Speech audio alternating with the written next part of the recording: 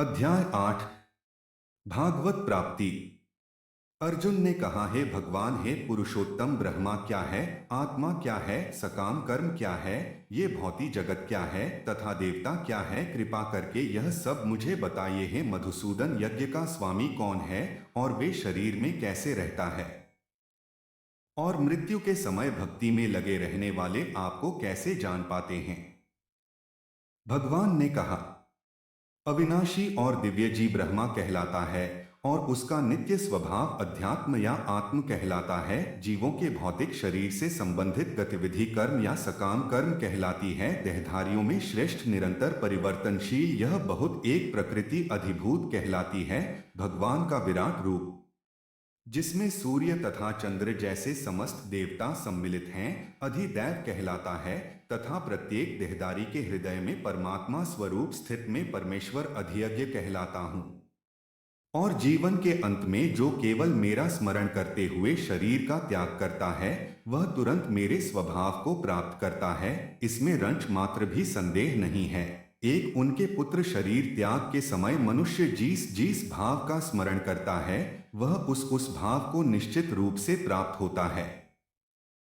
अर्जुन, तुम्हें सदैव कृष्ण रूप में मेरा चिंतन करना चाहिए और साथ ही युद्ध करने के कर्तव्य को भी पूरा करना चाहिए। अपने कर्मों को मुझे समर्पित करके तथा अपने मन एवं बुद्धि को मुझ में स्थिर करके तुम निश्चित रूप से मुझे प्राप्त कर सकोगे। पार्थ, जो व्यक्ति मेरा स्मरण करने में अपना मन निरंतर लगाए रखकर से भगवान के रूप में मेरा ध्यान करता है, वह मुझको अवश्य ही प्राप्त होता है। मनुष्य को चाहिए कि परम पुरुष का ध्यान सर्वज्ञ पुरातन नियंत्रण से भी लघुतर प्रत्येक का पालन करता समस्त भौतिक बुद्धि से परे अचिंत तथा नृत्य पुरुष के रूप में करें। वे सूर्य की भांति तेजवान है और इस भौतिक प्रकृति से परे दिव्य रूप है। मृत्यु के समय जो व्यक्ति अपने प्राण को भवों के मध्य स्थिर कर लेता है और योग शक्ति के द्वारा अविचलित मन से पूर्ण भक्ति के साथ परमेश्वर के स्मरण में अपने को लगाता है, वह निश्चित रूप से भगवान को प्राप्त होता है। जो वेदों की ज्ञाता है, जो ओंकार को उच्चारण करते हैं और जो संन्यास आश्रम के बड़े बड़े मुनि हैं, वे ब्रह्म में प्रवेश करते हैं। ऐसे सिद्धि की इच्छा करने वाले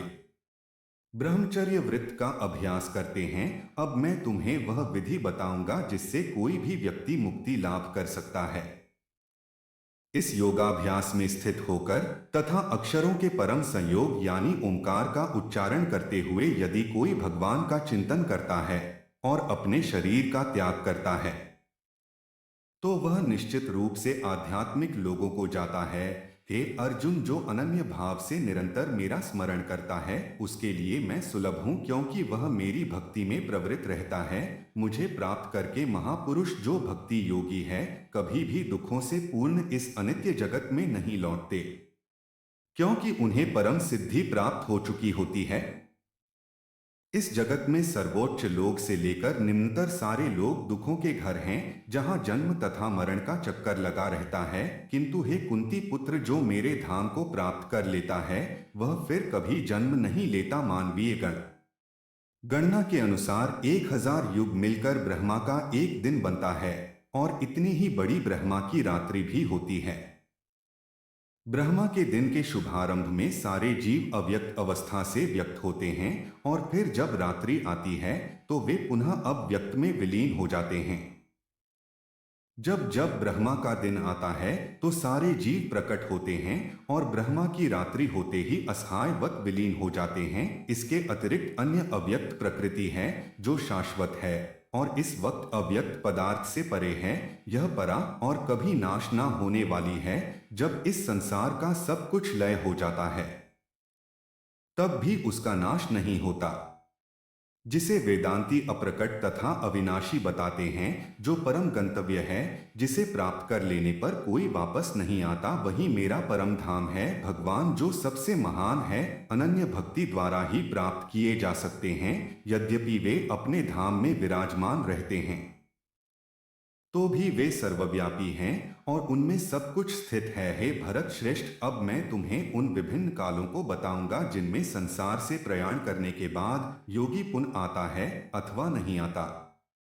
जो पर ब्रह्मा की ज्ञाता है, वे अग्नि देव के प्रभाव में, प्रकाश में दिन के शुभ क्षण में, शुक्र पक्ष में या जब सूर्य उत्तरायण में रहता है, उन 6 मासों में इस संसार से शरीर त्याग करने पर उस पर ब्रह्मा को प्राप्त करते हैं।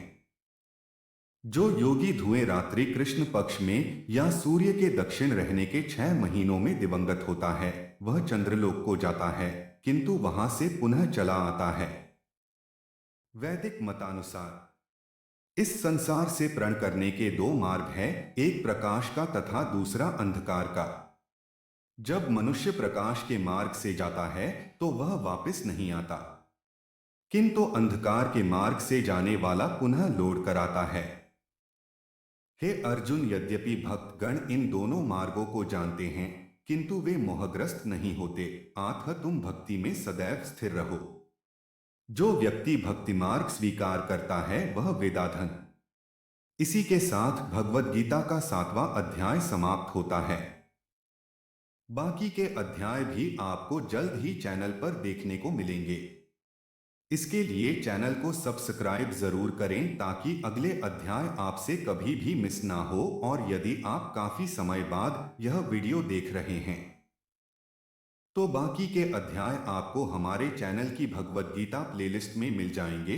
और कमेंट्स में आपको हमारे द्वारा किया गया यह यत्न कैसा लगा यह जरूर बताएं, तो मैं भी लूंगा आपको अगले अध्याय में। तब तक के लिए जय श्री कृष्ण।